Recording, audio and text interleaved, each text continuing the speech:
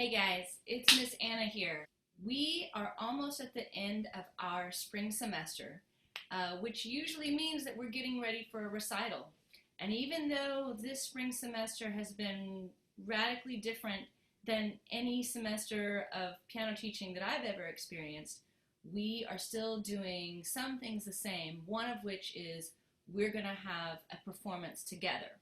Now, we all know that getting ready for this performance is going to look and feel different than any other recital that you've taken part in.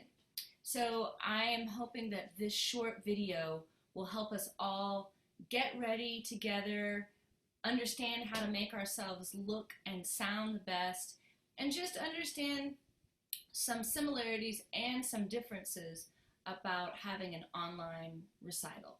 We are going to be gathering together in Zoom. I know a lot of you guys have been using Zoom with your classes at school. We've been using Zoom together for piano lessons.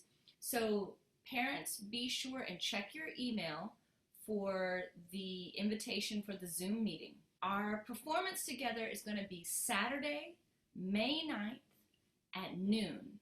Planned for 12 to 1 to be our recital time. So I hope that this is a time when we can all just join together, even though we're all in our own houses. I'm calling this the Bring Your Own Piano recital. So here's a few quick tips on how to get your video and your audio set up optimally. Let's take a look at the best camera placement for your laptop, tablet, or phone. A lot of us have been using an angle something like this during lessons so that we can see a close-up of your hand or of the keys really well. But for a performance like this, you'll want to scoot your computer or your camera further away from the piano because the point is to see the whole performer. Here's my setup for my computer. As you can see, I have it on a small table on a stack of very thick books, and it's about maybe 2 to 3 feet away from my piano. Your setup can still be similar for a tablet or phone. Try to prop it up with as wide angle as possible. Set several feet away from my piano so that you can see the whole performer. This is what my setup looks like if I'm using a phone. I still have my phone a distance away. We don't need a close-up shot of your hands. We want to see the whole person and as much of your keyboard or piano as possible. You want to position your phone on whatever it's on far enough away from your keyboard or piano that you can get up, take a short bow, or just stand in place, take a short bow, or failing all else, sit where you're at and take a short bow, though I highly recommend standing up. So just a quick word about some audio. I highly encourage you guys to watch the short video that I sent along in this email, where everything is said really concisely and it's very easy to follow. There's directions for desktop, and there's also directions for tweaking your sound on your phone or on a tablet of any kind.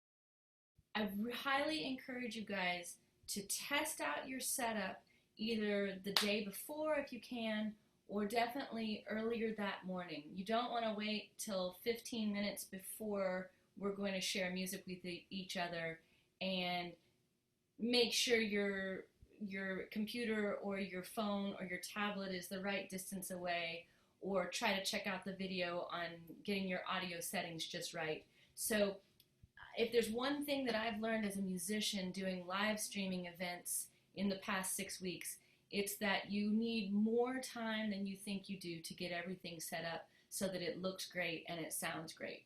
And again, we're not trying to achieve professional quality sound, but we want the music that we're each sharing to be heard as well as it can be.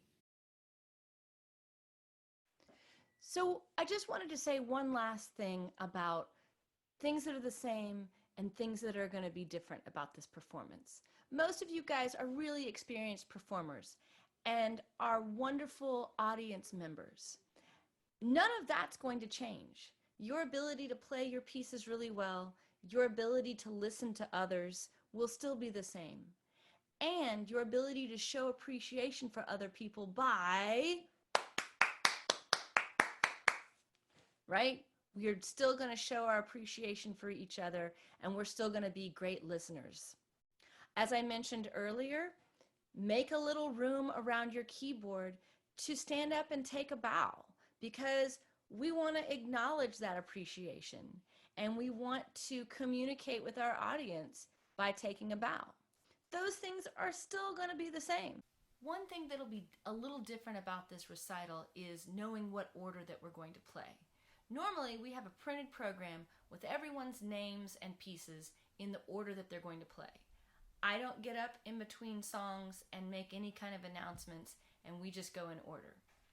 However, this time, at the end of every performance, I'm going to unmute the mics for everyone in attendance. We'll all clap for that person, and then I will make the announcement of who the next performer is. I will send out a playing order probably the day before, just so you can have a heads up of where you'll be in the flow of the program.